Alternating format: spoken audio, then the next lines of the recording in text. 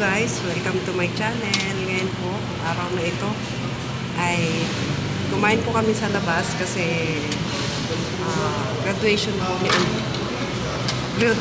ni Angel. Yan po. Nilabas ko po sila.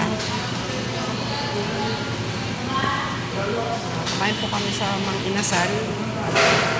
Minsan lang to. Sa tao po may mabait na puso na nag-sponsor para po makalabas kami. Maitreat ko po yung mga bata. Maraming salamat po kung napapanood mo man po itong vlog na ito. Maraming salamat po at pagpalain ka po ng ating Panginoon. God bless you po. Kain po tayo.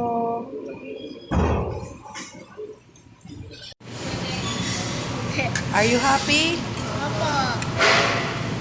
Yan, masaya ko sila. Minsan lang ho kami lumabas ng ganito. Kasi, alam niyo naman po, ang hirap ng buhay ngayon. At talagang ganda lang ho ang meron ako talaga.